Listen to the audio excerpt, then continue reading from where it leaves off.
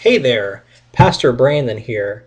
I thought to change things up a little bit, I would add a video entry to our website. I know all the other teen issue categories we have just basic text, but I thought, hey, maybe you guys would prefer to watch a video of me instead of reading some more, as if you don't do that in school enough as it is. So, the topic for this one is the future and figuring out what we're doing in the future. What is God's plan for us for the future? The truth is, being a teenager can stink sometimes. You're at this phase in your life where you're becoming an adult and you're finishing up high school, moving on to college, and you're wondering, what am I going to do with my life? If that's your case, please understand you are not alone. In fact, it's a pretty normal thing that happens to most teenagers. Let me share my story with you real quick.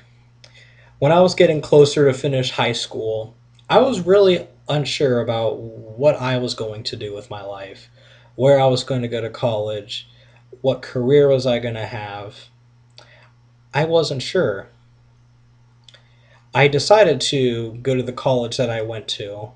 I wasn't 100% sure, but for the time I thought it was the best thing for me. I felt this call to go and study religion. I wasn't 100% sure, but I followed it anyway. My first year of college, I began taking a lot of different classes to figure out what would be best. What do I like the most? What am I passionate about? Well, I ended up really liking all of my classes that I took on religion and the Bible and ministry.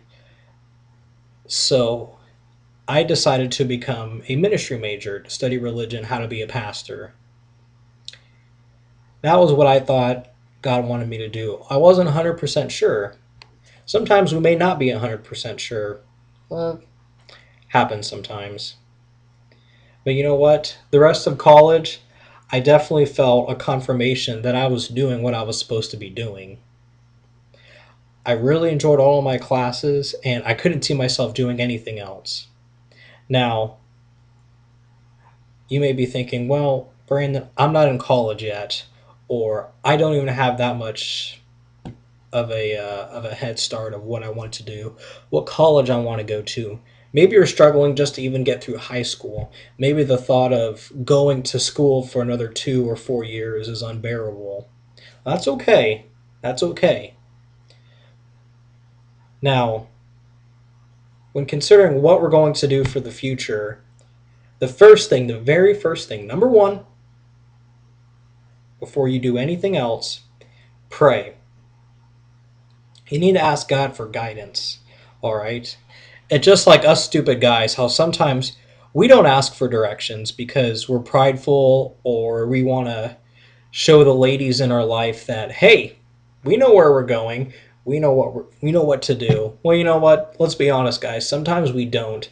Sometimes we turn a 15-minute trip into a 45-minute long trip because we don't know where we're going or what we're doing. Okay?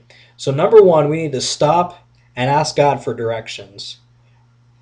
It can be something as simple as, God, please show me what you want me to do with my life. I'm not sure. Simple as that. Second thing is for you to consider your strengths and your weaknesses. Consider also, what are you passionate about? So, if you absolutely hate school and you hate every subject of school, then chances are you probably should not be a teacher, or you probably shouldn't be a scholar of any sort.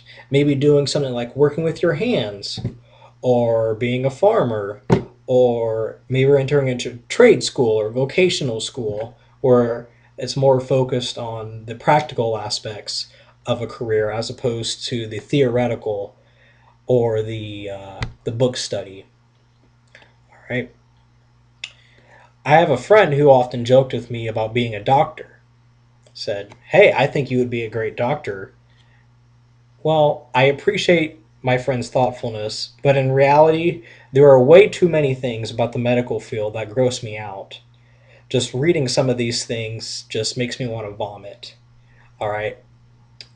Case in point, I'm not meant to be a doctor or a nurse or anything like that because that's not where my strength is. All right. So follow your strengths and weaknesses, and maybe even more importantly, what are you passionate about? If you're passionate about doing something, go for it.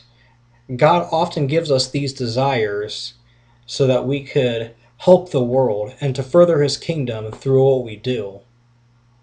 So, for instance, for me, I like to teach, I like to preach, I like to read. You can call me a nerd if you want, I won't be upset. But that goes along with what I'm doing as a career, and I'm still in school.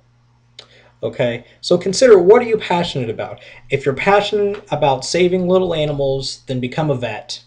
Okay, simple as that. Number 3, ask other people.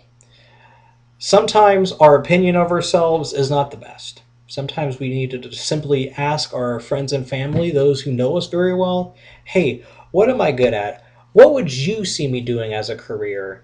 Where do you see me in 10 years? Do you think I would be good at this? I would be good at that. For myself, I asked a lot of people and got confirmation about what I should be doing in the future.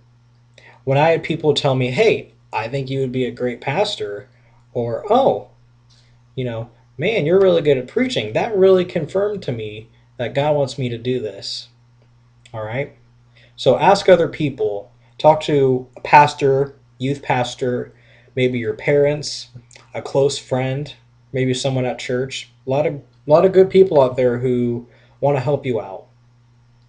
And the fourth and final thing, and most important, is that the main thing in your life, no matter what kind of a job, whether or not you go to college, the rest of all of that, the main thing is that you need to follow Christ.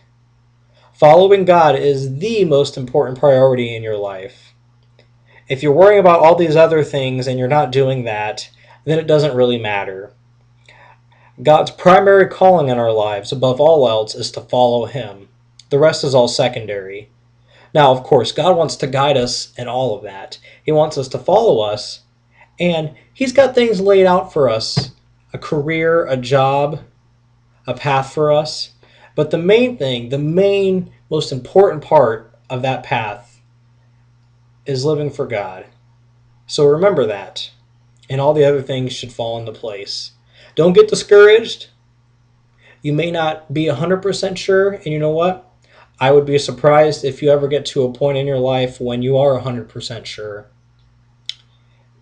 Just go with the tug on your heart, whatever you feel God leading you to.